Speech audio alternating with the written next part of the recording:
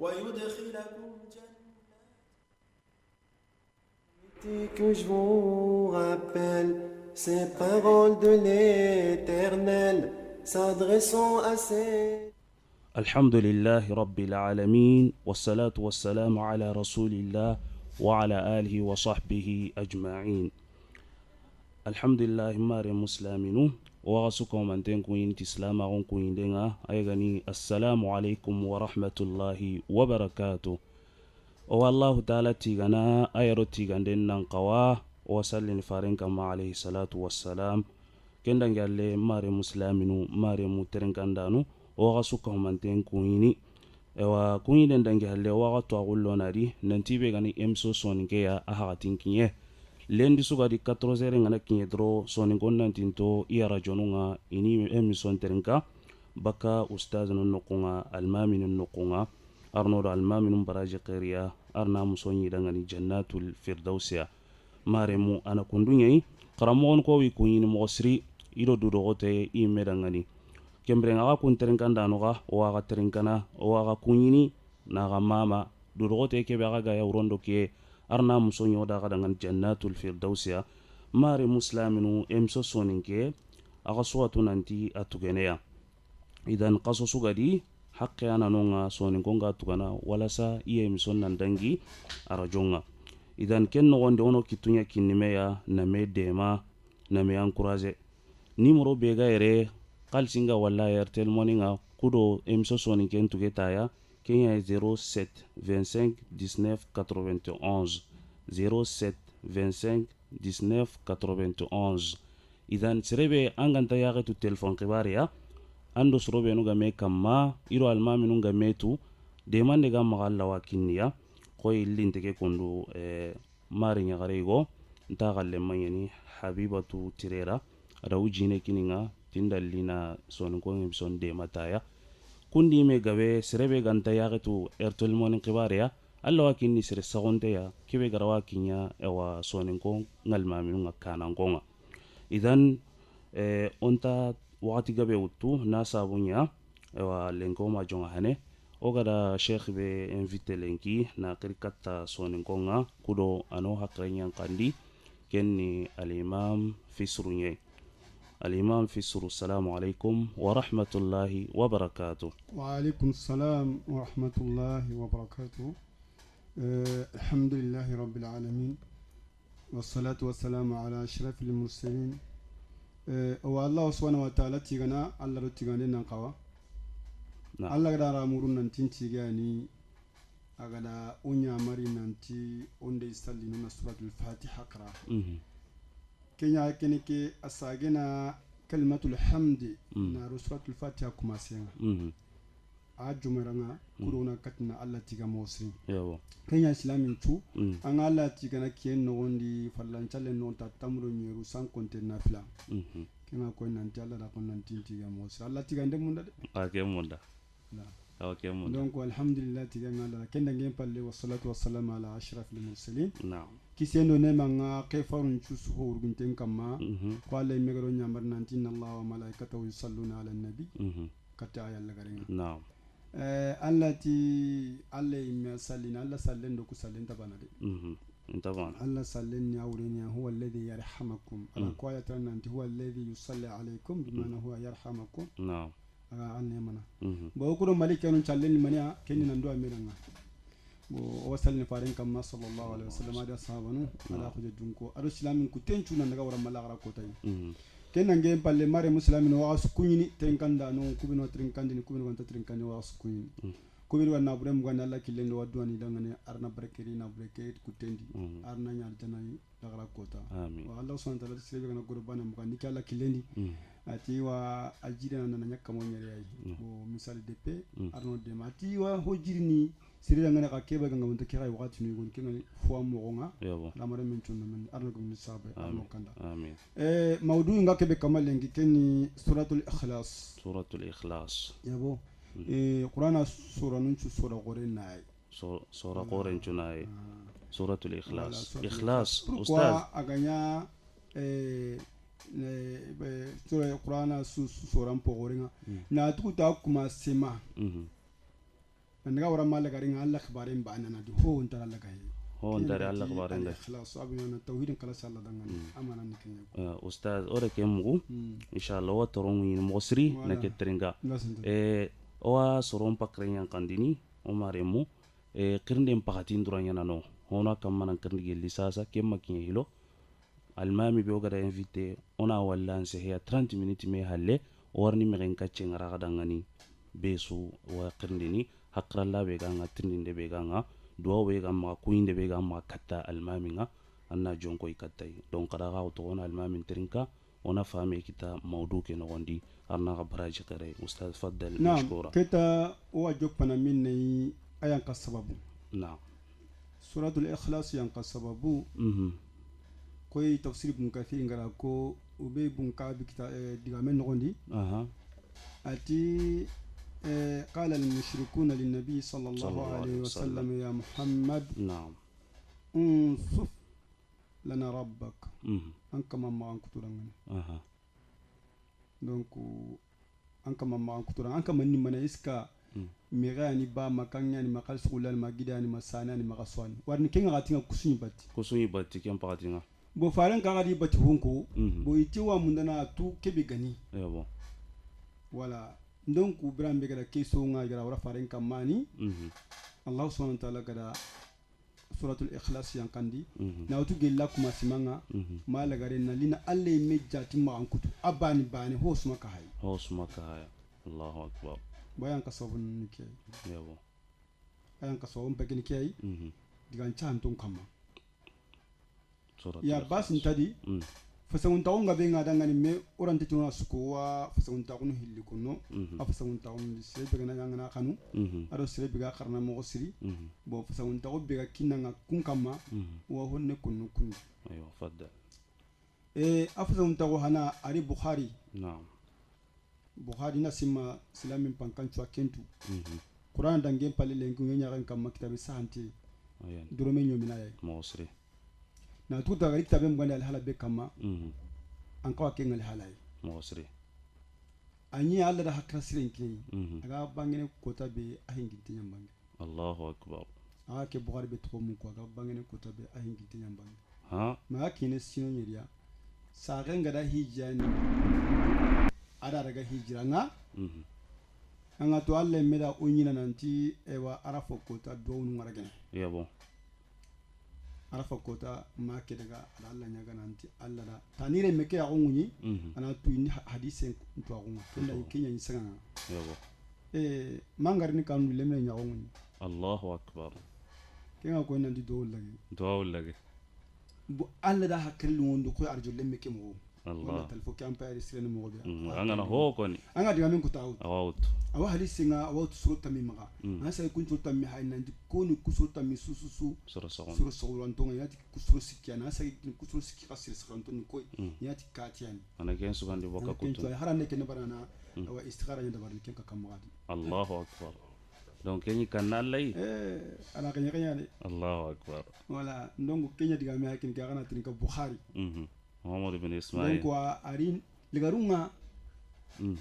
kanya den chabu dan kote wa daga yugo yugo khibaren pai diga yugo ke khibaren ka dangana da yugo ke iti hadisi wanga yabo ala yugo ke singa maga sike jambe yabo ala yo ken duru nya ga kamana sike nene bo aga dan kin ale haladi atanga sike khilo iska angatni ali jati maga iska anga nena ba mo howadi ati ayida nena bara hadisin tanga sige ne mo Allah sirene ne ko agara ka tiken karamo koy adani yo kenya na ma kamana sinne ne donc ara tirndi honta no gondi ati hondari donc ida ne na purkalli atanga kundunye ikenta sakange nga Allahu akbar bo kenya nti ummuna Aisha radiyallahu anha na'am nanti ati faris sallallahu alaihi wasallam ala jahadun kurego kai jahadun kulle me yen si faris me gamar kan kusu bagara suron kay daga ne watni ken ngani jahadun kulle me yabo agara ken kay yada sai bai go wari kamma nanti ken nyi mankin yabo ken cheba ayi salinti sahaba no kuyi agana salle ndabari agana kara yabo akuni aga kara mo su karange su ayi karan keti man ti qul huwallahu qul huwallahu kenda suru kula sami ida gardi no gondi presque ante yimmanke ke kutana yabo igari ida mo ko fare nan sallallahu alaihi wasallam dikati ken yikunduare aken ko ni ga sali to ko tasu salle su ani kharangen timman to kuli wallahu agana sura be gara pre ya ana kuli wallahu yana timman Allahu akbar wala tana na fatiha qara ana kuli wallahu yana timman bo farenti sallallahu alaihi wasallam saluhu li ay shay'in sana'a dhalik katirin dia mani sababu da nagara kinda bari fasaluhu ila tirindi sabon da tirindi فقال يقول كتي إما كتي أيوة إنها صفة الرحمن الله أكبر أتيم تنكن نمان دنا مغنقتوني أيوة أنا أحب أن أقرأ بها إكام من دين أقرأ وغسو أيوة فارن صلى الله عليه وسلم أخبروه أن الله يحبه الله أكبر kada kada talla munda tilman kya kada ke sura kanu tunkar hamanga Allah da kanu Allah gadan kanu tanar janna parce que awai yawi go ti wolu wallahu munda Allah farenti an akane yake ala Allah dar janna Allahu akbar Allah gadan ko men kanu dro anyame gen Allah gadan kanu tanni awa ako no malika unda kamun nan sunan kan mosri indan kanu tanni awarno sondumu nyaharaman min chundumu ni wankan har sili bigana ni tilaka kiyayde sondumu no ndan kana pesa ken tunu kan ngati golle ngana ko to tan awru katanga mosri ken to ni katanga tini la gayan karanga ya wa ampitaguno wa amba bagana ne danze ngari tanarina ni awku bindo Allah kan tinga do de mosri ken to allatina alladhina amanu wa amilus salihat sayaj'al lahum rahman wudda suru bi ngatungu ni challe na goli sire ngol Allah khani lunu sondo mon surun chundu mo akatte ken ni wajibi soron yi ganna Allahu akbar ken bi kita igana ka Allah gana kanu kita tin malika nan an ankri e kamunti rabbanu li umma na'am daga an kenya hayi man ko marna parce que an Allah kan nan ngata ni suru kan nan har inda golu bre bi da barmi halin ti ati khala wara ka ta irin khatirin den andi maraw mo sire igo gore marande madangi kendi hakaza anno gam sahaba amin ya kaya fasagun tago yoyi fasagun tago hillandi ari abu sa'id al-khudri hadisi da gal bukhari hadisi yabo nanti sahabun hillani iwame kama bana ke giduru no gonda ka kuli wallahu kharna na saga na karana sagai ke bana bega trinkana ken lage na mbutu yabo ako an ni kuli wallahu ki sura de piangen kana ki bana kamanda sura gillunga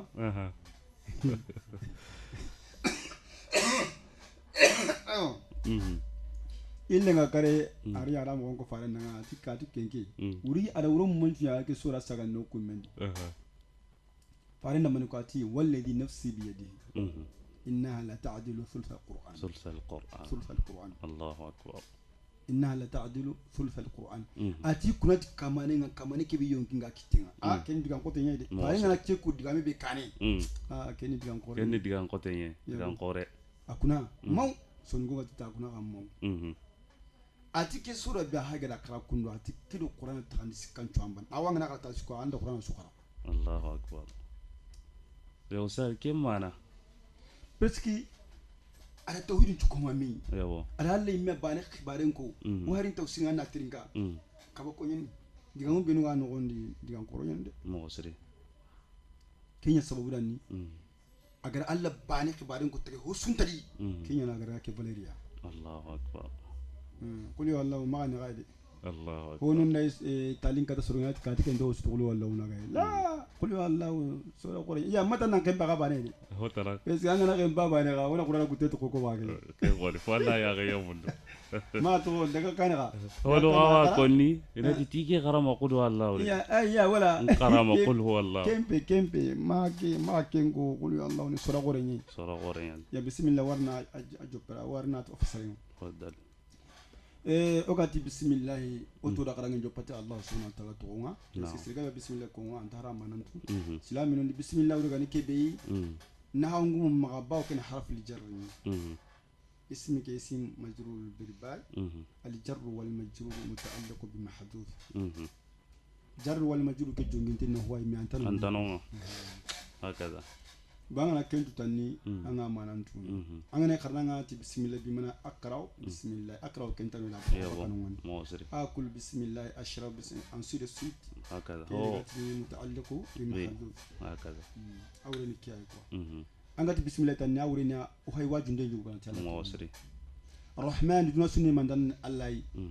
kengani nema bane kibe allah gara wutu nari kitewre duna kanun nogondi tanka be no kabunga kenna rahim ke kenga la gara kota itit arhamani ke igon taya hankan ko rahim ke ايوه parce que toni ti warna allah ga yidu ko ni itage honunga nanti hay ke dingiray ati arrahmanu ala al-arsh istawa adi du ko yere nyey quoi ga yidu ko no ti hay ke place yi ga dingira be arrahmanu présenter ايوه maganye ايوه رجع ken ko reyande كي قورن boy ti ken taw dangana anyeme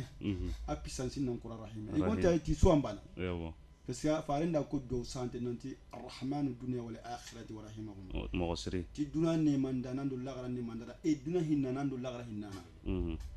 adi lu sunya duna do lagara soy ايوه igonta ya rahim ki an ko to parce que tanka be ko ne man pasunta bani ايوه parce que ken ne makallentano qaso entano misigina guntano watentano نيامو يندنا hamintano الله اكبر asuttan kilo sinus igondo ya garanchu ها konna ke murule serebe na barake murnu nan tokido duna awa kamanda kame gore wuchinari jibandi gode ايوه aga terne tani bane ira gari buanda gari jate ken bane ga ira to jali no kenyi na mungu kui ايوه na mungu tanka be kero kabunga aga jali ko no kutu ko yere da ya aga tambino wati mbe nanti sa ke inta ke kita parce que Allah duna kita Allah ta jamais aga yi jiban para yake super dai akiten durumbu sai su gatina duna bana murnu ga la to kunta ana perdina sui هكذا كان تومي نكوب كالله أنتنو قصو أنتنو غني واتنتنو غني مسكينة أنتنو هم أنتنو أمانيم أنا قانا كينيا مندو هنك هونيك فليتنافس المتنافسون إيه كقرانا فإن خير الحديث كتاب الله بس أنتدي كتا كاهر نغرا أتينجي الله تقول تي ما تقولوا ده قدو كم بتي قدو هي أي قلوا هي أجاب يبقى أقول مونغا به قل في الأمر نعم بتي فاري تي إيجابي كتا هو كي هي يأتي ضمير القصة والشأن نعم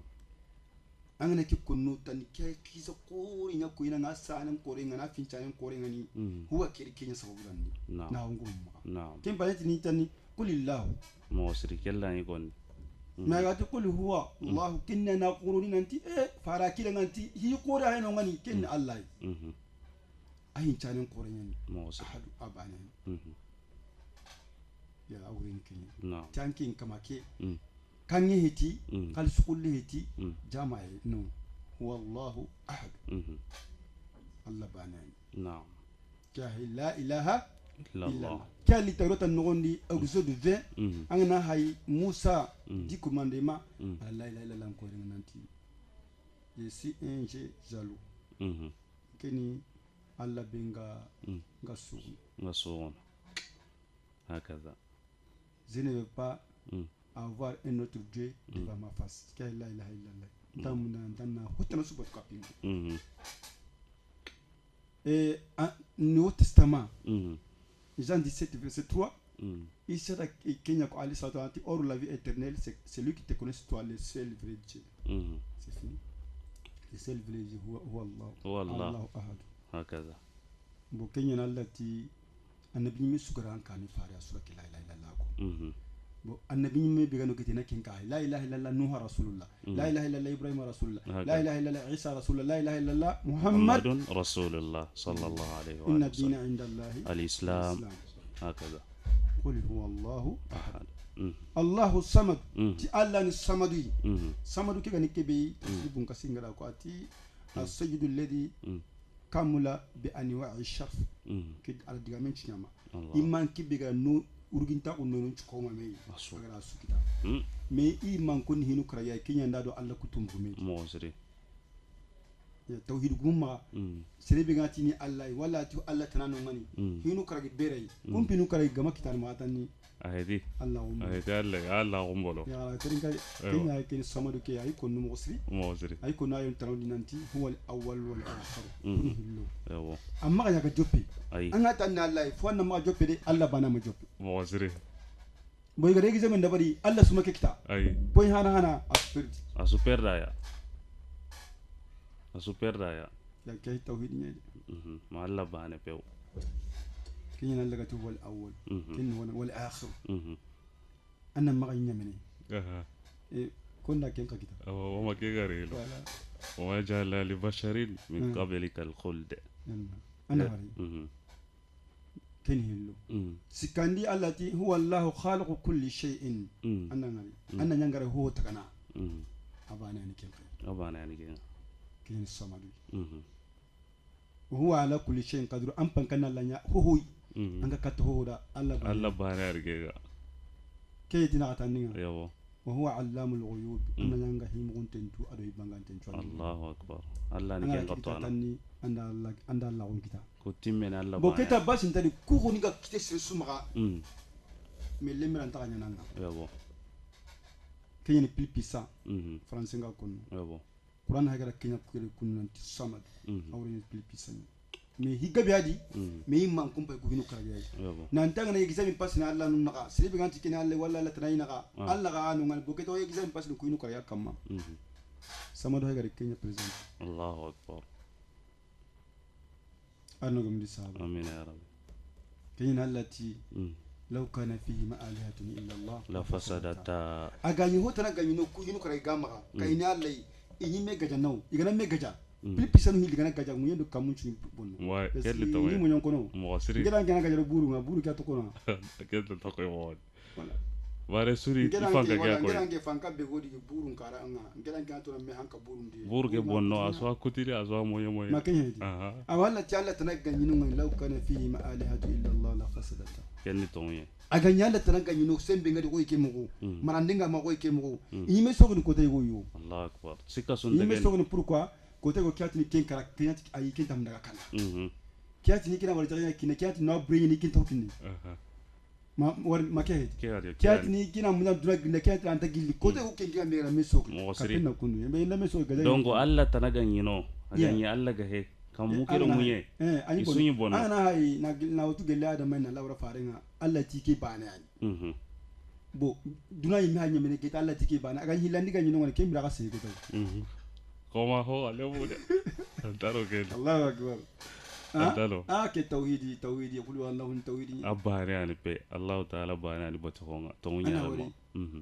aga nyanke no sirika ikada kama mbaende kake utadi kuringa gina da ranke nyonto bakari an katu moyi ngam ma wa mo ke sembe ngando wa mo ka ga janna an ga wancembe pisan sibe Allah ge ladama Allah ga tiki bane ani na lawra faringa sallallahu alaihi wasallam ni su gari ati bana sibe ga ma abaton ma dara nan palaki ke bigal dinga nga duna bana ke na bana ga hota na go nyani si mo sire ya ga se kita gade ni gilgade na duna su karno sekanda gen parce que ni me han kan do duna ina bosi ni me duna sankin hakaza ya qulu Allah fasari tauhidin gabe ngani waran ta sukun mo sire as-samad awre gabe ni kuma no hitire ay awre nan tay gene awre ni hadamre min chuhajun kinyaye mo sire no gulle men tadi anta tiguno anta kankene Allah anta ko nanya mewdi man ko nyako kumpinu kariya ko na Allah ko ku tembu kadi yabo lakini Allah bane ko hinu kariya aywa faddal annagum lisahaba amin ya rabbi lam yalid ama sere sara lam yaldi homa bugadi sara en bani hitire homa bugadi parce que ho bakka hodi anan nyam nyugoy anan nyam parti goy yabo kimanya Allah Allahu akbar hayri suru binu garandi wajunda na garanto binu gumali ban suitu yabo yuwa ko ni wajundu no gondi ci Allah da faren ta gabaki ya gon noronya yabo Allahu akbar ha وكم كنوا كاسيت من نقول كبرت كلمة تخرج من أفواههم أنا وري ترى جوب بابان بكي يقول نور تاتينيا تانيا فارين الله أكبر سبحان الله هنا هلا يري أكاير نورا الله جامين غاراندي على هلا كابين دبري موسري sire biga tokkida an ka no gondi kumpinu hilini kanga Allah ti Qur'an no gondi qul innama ana basharun mithlukum yuha ilayya akida ngan tinkin hada mare me mbu adama adi adama ta baka mun dore an ke dinno fare mata baka adama de ata baka la nuruni anda Allah garandi mosri ara Allah garandi mosri fare ni mere ke ko Allah mere ke ko mosri anta dan ni kendi fare akoni nan tingene hata gangenye hibe gindo kuttu na doro ke iga wa ngali nga baneni wala banken tay bo angel angel diga mata ta bakala ya onno amata baka dore nga kedanda la garandi mosri anda la garandi anya kahiri nga yerenga ku nga junda no bina gi teringa kahiru nye kahiru billahi ni mosri kezinga ta kahiri banen butu kenda morne fonna ta kahiru billahi no wa presida nyangole nge koni ira diga nganen koni hakaza asa yententa sereta yana anti kafir de anna golli kono yana anna diga muy kono ko anna ya kafir bo gelli sere biga tukindu ko tono anna wara anna wara de anna tambugi tandi isanku yosron janku mosri ay landi keni le kapenya gati ti abu alle ya gonoro alle ya gonoro kenna le me mangutu mosri parenga tini allahumma inna as'aluka bi nur wajhik faren do Allah kyange ngale nyaga tanya gonoro nga seleke farenga dalle nyaga ho sui Allah karanga kempe tege hoy mosri kenna mangutu yiga mangutu ni watna parti go boy kunda farenya Allah parti go kunna sarunga ti abu alladi isabu alladi ayro kidiga me sombana mosri wala kadi kafara alladhina qalu inna allaha huwa almasih ibn maryam igara jago mati Allah meti ati tabu alladi ya gole kunti min ngani kafir nu nyi hilla kapalo nyi mosri mais ya disrompe dire dia climat pay dia na bringa kina dokara jarabu nyende Allah da ijaraba kama hakaza ma Allah nya kem place ade lam yalti le menta ma na sarnu ngati ti senala remela le menta Allah taala ma biblu ngatini adaman Allah remeye c'est vrai to kanite ngam oside yabo atini sacrificateur ni Allah remunye atini isa na Allah remunye isa sabon na Allah remunye ba anta diga min pamu kita nanti kempe ti sare re kempe way yangon kenni Allah kuma su bibru na ta Allah remunye nanga ako ko atini fi sabilillah wa bun sabil qur'ana la idan gen diga men manan ni yo qur'ana dina diga men ti manen haram parundi na sharia na itabli on yila ga ko tan defu garante kitaka ayam pasun kitab ku mosri parce que tabu ku tuni diga mi ko no nyaga mi solo mame qur'ana dina sundi mosri Allah ganti isa na Allah remenye parce que isa ra kamu ni mede Jean 17 Jean 20 verset 18 agara kamu na tim payda katti adi sabon ngani payda katti mpaba ya ara ku mpaba payda katti ntagandana na ara ku ntagandana payda katti mbati hunga ara ku mbati hunga kya ko nanti yere kunu mpaba yere kunu keni ntagandana ni mbati ho keni Allah imai yabo me ati anti sara agan sara ga nyanda tin sey bono kana la remunyo yo yangon yo ustad yo gana yere ngimme tono aya no tanaruri hiwe no ga bangandi ni nantino oui ati ni fils de l'homme fils de l'homme je suis fils de l'homme c'est là que kini ala mare me isa musa isa ken kono isa me kun konni bible non agab gab kenta nyamene me kenya ha ko nan je suis fils de l'homme je suis alisin ngene ala mare me c'est là que amafu Allah di mabu Allah mais diga me ke ure gani ke be am parabole awre na tanni Allah sirsiri bo koy kum ndinandi ay ge mananta Allah sirsiri ngani Allah reme yo bon ishari andi non akoy ganyi sujudi ni me ngani kem to ku shari andi ken to ku shari andi bo sharia ni gura ngani digi kum magambe kenta tello kula ngani sire ma ko nan tia abu Allah de ngana ken ko anda diga mure ko Allah ti lam yalti wala min yulad ati sire kama sara de Allah ko ra sara de ngani mo sire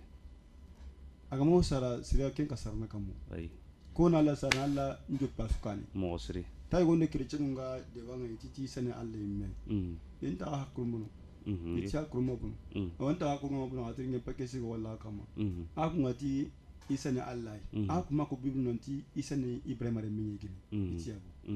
isane Ibrahim re menye yabo isane Allah yabo kengo tan Allah ni Ibrahim re menye tima kengo enta ga kenya ko ke iraya ko a kun di sana Allah aha isa kan ni Ibrahim re menye yabo kenga ko nan dalla kan Ibrahim re menye mo sirike di no ima khari kunyi meti maken ko to not man ti haben de kitalla ay ke qore idi krecha ko se da ken ko re siro ke qori fa buhita alladhi kafara anda wari arno gum ni sahaba amin bo am peke sura haydi kunna ngane kay kundu afasiringa c'est trop profond ko yoro ante ti wona take sutu wona to hunjanta ko wona fami ti طيب أستاذ ولم يكن له كفوا أحد wala ndonku ati Allah hakini kun ho honto ko Allah mo sabari yindi digame ke digan chante ni ke Allah sabanti yindi يبو Allah na hadamar min taga an hadamar min tana taga kinne gida na kari Allah kitira gollinya na abunundi ya na wara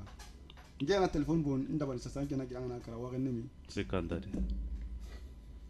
سكندري Allah tunga siri bana gila u junu mani mani hadamar min kalbi Allah gollinya ni موسري adi gollinda bake gollu kore anga kama ke mbon ne kaw موسري nke ganin tinga ngana dabari suna anya da kudu manda ngal tan ngal wata kisire kem balu wa kene men موسري tun kasri موسري kin sama lam yakul كفوا أحد sirin to Allah mo sabare no gondi Allah nan taga naka موسري tabani ta yulo ta squiti kin nan tilemme ngama Allah ta ramar mendika dran daga tilemme ngima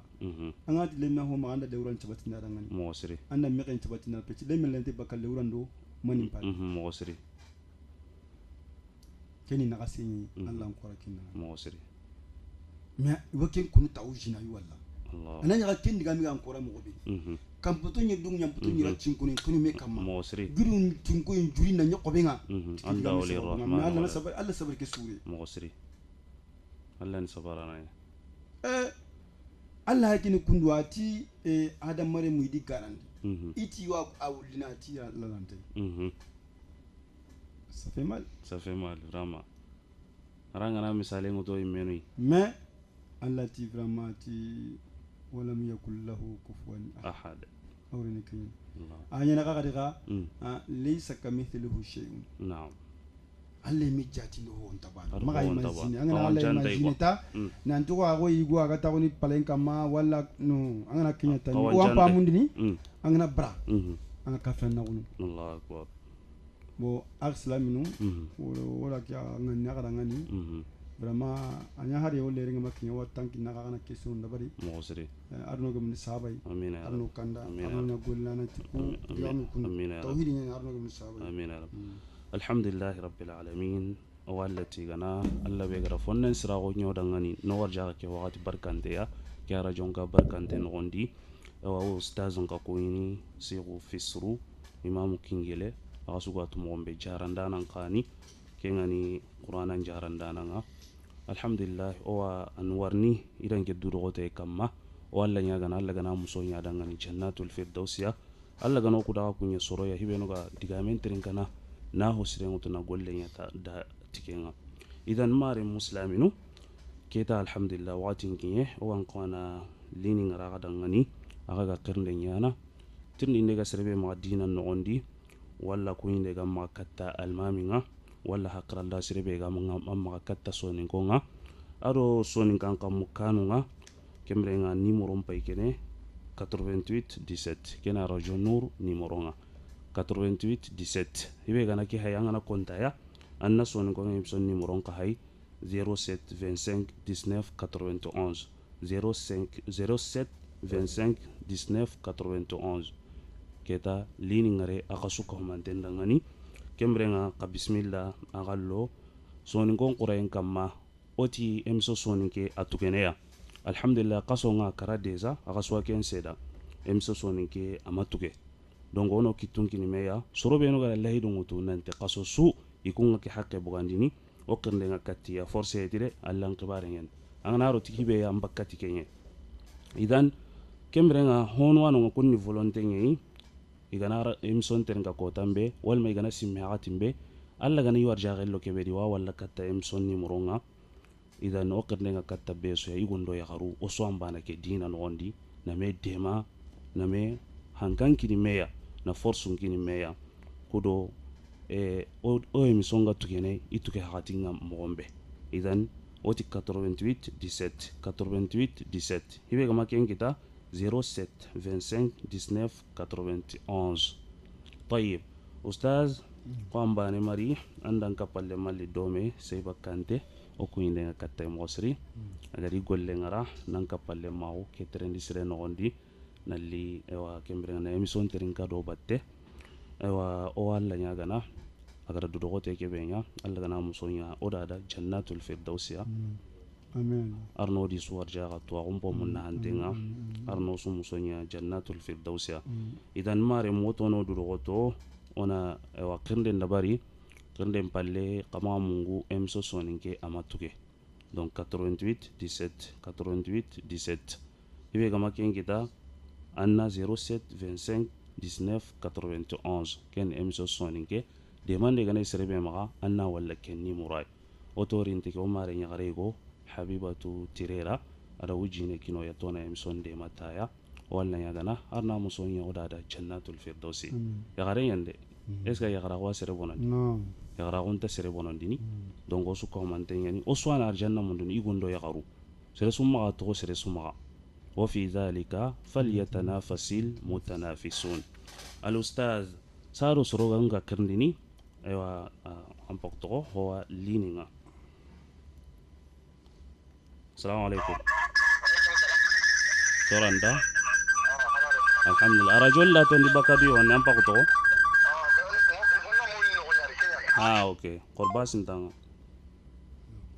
طيب اوكي قال لي اوكي بس انت صار سرونغا كريني او كابال ما روتر لما رو كومباني كيغاني سيبا كانتي يابو بو اغا هكلا بيغا مغا كاتسلامينغا يابو درام بوغري تي ارغانتي امو هيلاي وراي كونغو تفضل مشكورا سيوا يوا بسم الله هكلا الله بيغا مغا كاتا سلامينغا ارسوني كوندو سوني كان كاموكان بسم الله. السلام عليكم ورحمة الله وبركاته. وعليكم السلام ورحمة الله وبركاته. وكنت كاتي سنن كندو مارمون سلام سلامي كمان تينا. نعم. وأشكون السلام كنت أنا السلام عليكم ورحمة الله وبركاته. نعم. نو بيكون سنن كندا فوكو أنجلون شيرو دينا كباتيا. كنا مديما. ومغاتو وسال باني مغا. سيدنا ونقبلنكي. donc dina ki ak intégré bedi ko ngiron ci ya horon tanya na financement palle mo sere ngon hari gilna na taxi passe ni me bani donc asuni golle ñay déplacement l'équilibre ville déplacement l'équilibre ville antine ban suwatu wa degré ki bedi mo sere ha taxi passe fokana a proposer mo sere o kindangia dina ñi mega bantindenga lenki ago degré be financement nga hen tindenga arta sikki yabo donc ono du goto soninko donc ono hakren to meri yabo o islaminu donc ngiron cigi ono dina ndema ono tindenga o sanu qadema financement nga ono wakati be kinni soninko nga yabo donc kenni financement ken ko ni wala nyaga narna do libenga mo islam amin amin ya rabbi سيبا عنده براجع عندنا كين نقولون كله ديكامو يا السلام عليكم السلام عليكم السلام عليكم السلام عليكم السلام عليكم السلام عليكم وعليكم السلام ورحمة الله. ترى أنت الحمد لله. كوبا نيني. إبراهيم سيسو فضل أنكباري. دكتور أنت الحمد لله. كم بقرأ لنا مغا؟ ما شاء الله. أمين أمين يا ربي.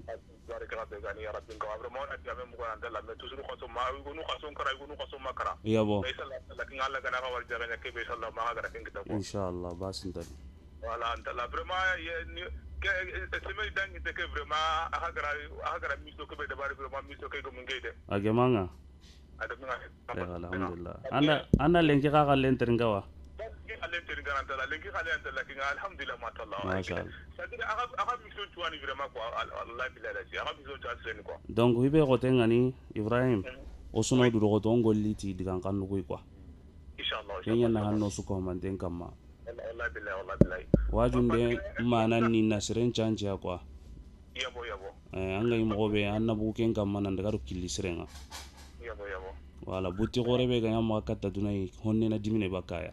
yabo yabo annan jonko illa gara mundundenga alla mundundenga arjanna mundundenga yabo yabo yabo inshallah agado baraje voilà c'est ça kene nan talla ken ko tan kalle an talla kinga parce que ngem pare tan nakade suno hilla an talla kinga me iga sen ko be kamantaro ma mu watu ngira suwa Allahu akbar amadu mina kemu madu mina bunan talla kinga alla gara ko tan talla jahannaba ngire nya anu ngana wande khalle nya ngari kana ru anu gondina daga wutu yabo ma ko patere ko de iga de me vraiment ko ke no ka tusi ngam ko pro Allahu akbar donc an kanu quoi yabo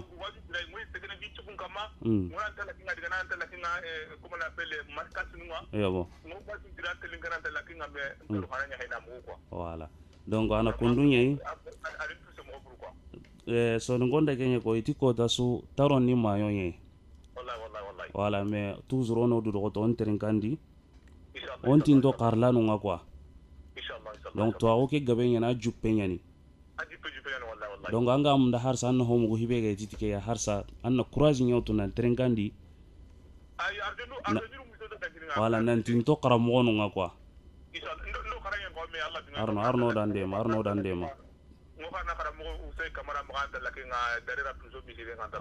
andu do to ke arno dandema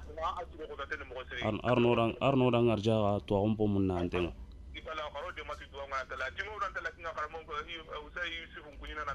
fisro yabo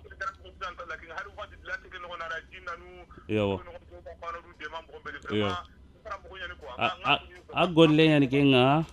kingele almami yana a golle yani kenga wa soronjar na fi sabilillah anta gori bana kana sereya lenkima wara kenga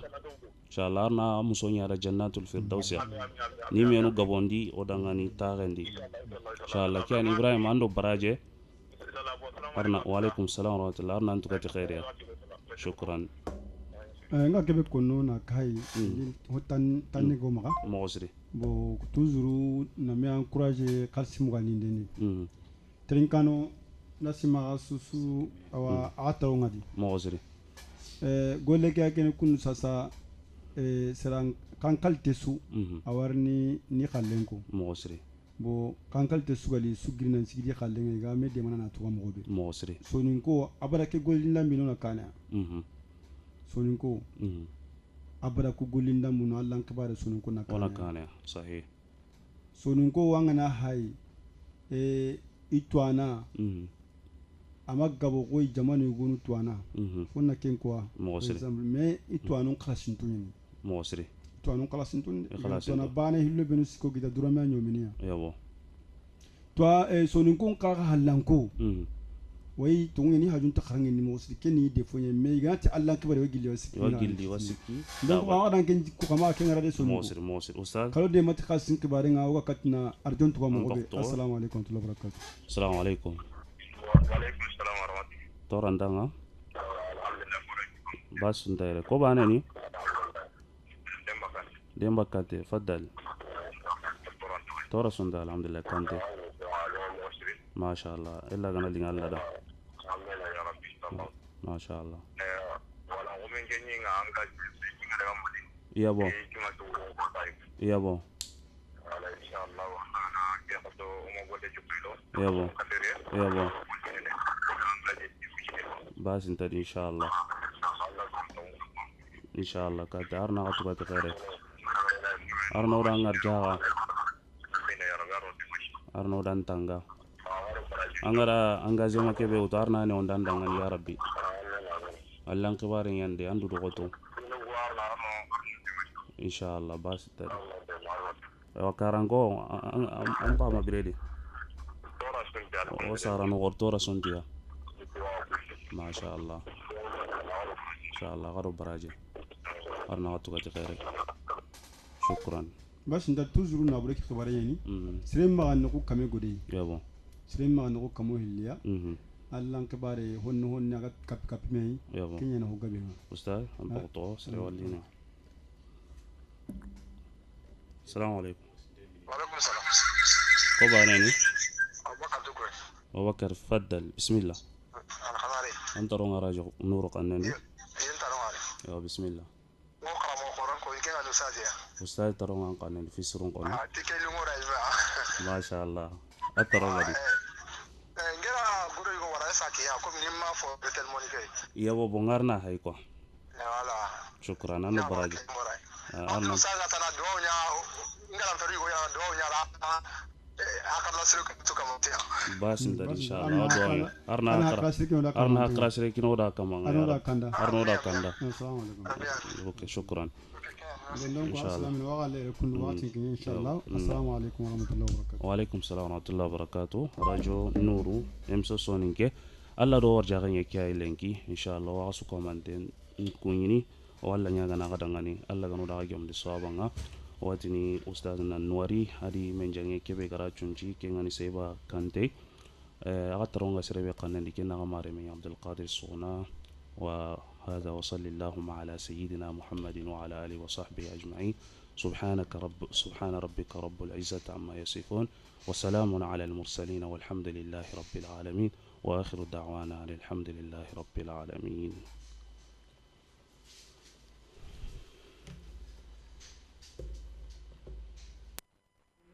Que je vous rappelle ces paroles de l'Éternel, s'adressant à ses fidèles, écoutez, elles sont si belles. Aga emisoni sasa kunda adukuta sasa kundu wasorobe no gani emisoni nkolla ngake ni Ismaila Fofana ado Musa Sago gatni Bala Sago kunyanye emisoni nkolla ngalenki